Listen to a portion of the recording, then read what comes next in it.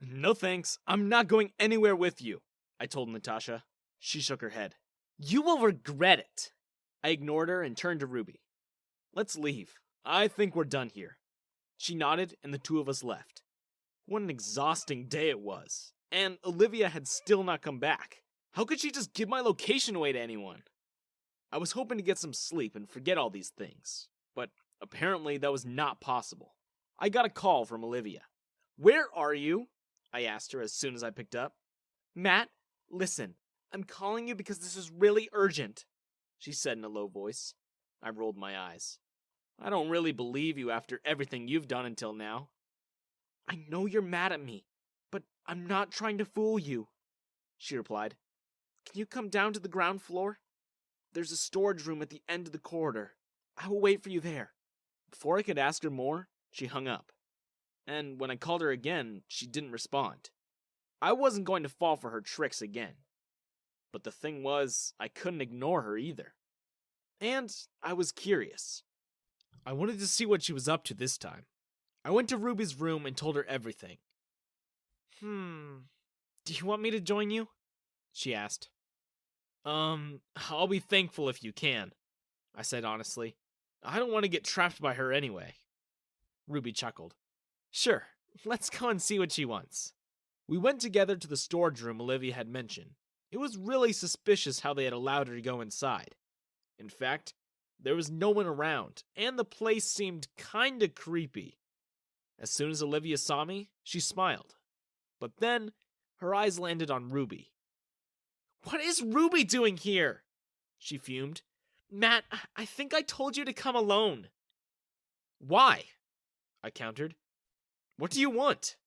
Before she could reply, we heard the door closing behind us, and then the sound of someone locking it. My eyes widened and rushed towards it. Open the door! I yelled, but there was no response. I turned to find Ruby and Olivia glaring at each other. You planned this, didn't you? Ruby asked her with a scowl. I did, Olivia replied shamelessly. But you ruined everything. What do you mean? I asked in shock. Olivia's eyes softened as she walked towards me.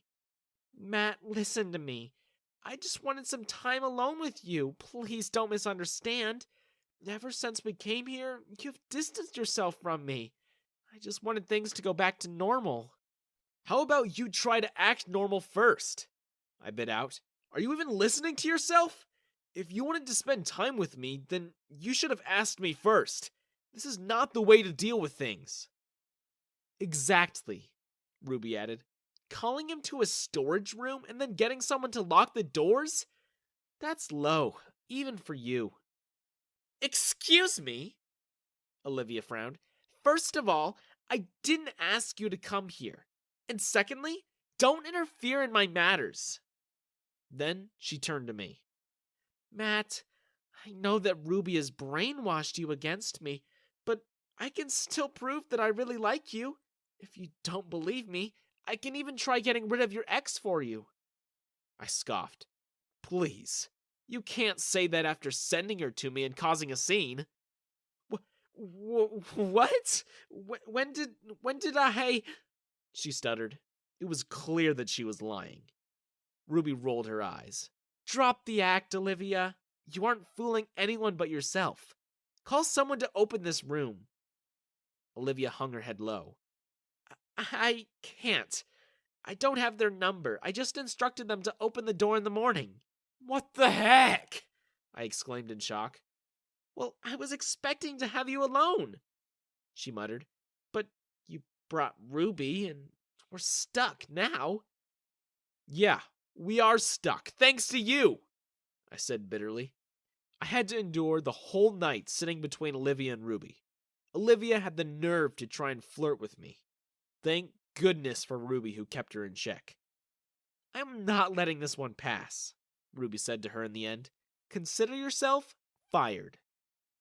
Olivia didn't even seem shocked. Maybe she had seen it coming.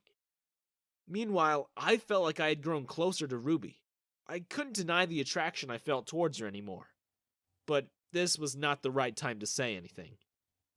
Finally in the morning, when we were let out, Ruby made arrangements for going back.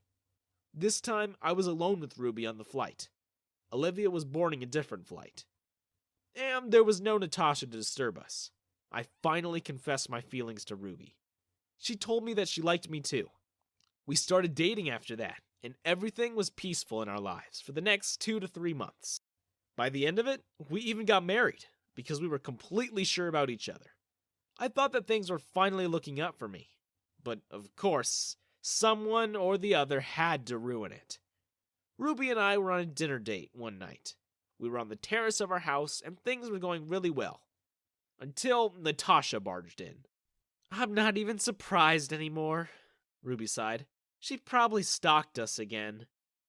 Matt, is it true? Natasha yelled at me. Did you really get married? I gave her a bored look. Yes, it's true. And if you don't leave within 5 seconds, I'm calling the cops. I told you that you had a responsibility. Natasha shook her head. But you didn't listen. That's why I had to come here today with proof. And just as she finished her sentence, a guy entered through the terrace door. He looked like he was a teenager, and I glanced at Natasha in confusion. Don't you recognize him? He's our son, Natasha exclaimed. I froze for a second. Had she gone nuts? Our son? That too a teenager? Girl, are you delusional? Ruby started laughing. At least make up a believable lie. Just how desperate are you? Natasha faltered a bit. It's true though. He really is our son. Look at him. All his features match yours. Do you even know what that means? I asked calmly. If he's my son, then he must have been born when I was 10 years old. Does that even make sense? I didn't even know you existed when I was 10. Really though, this is quite funny. Ruby laughed, then walked towards the boy. What's your name? She asked him. Stephen? He answered nervously. Stephen, tell me the truth. She paid you to come here, didn't she? Ruby asked sternly. If you lie, then I'll make sure you spend the rest of your life in jail. The guy looked genuinely scared for a second. I don't know her. I was walking back home from school when she stopped me and told me that she had a job for me. I thought I could make quick money this way. That's why I agreed, but I don't want to go to jail. Then you can leave. Go back home and focus on your studies, and don't talk to strangers on the street. He didn't need to be told twice. Natasha tried to chase after him, but Ruby stopped her. You have really crossed the line this time, I said to Natasha. I'm getting a restraining order against you. What? Her eyes widened. You can't do that! Matt, I'm your first love. You can't just cut me off like that. I nodded. It's true that you're my first love, but that only makes me feel pathetic. How could I ever love someone like you? You know what? I would have probably never fallen out of love with you if you hadn't lied and done all those terrible things. And even after we broke up, you've done nothing but torment me. I don't want to take risks anymore. Ruby threatened her too, and then showed her the way out. I got a restraining order against Natasha the very next day. It was only later that I found out that Olivia had given her my location once again. Perhaps that idiotic teenager son idea was hers too. I made sure to report her too. I wanted to stay far away from these women, but they had been stalking me and ruining my life. But thank God I had Ruby who always supported me no matter what. After that day, we've been living quite peacefully. I hope it continues to remain this way.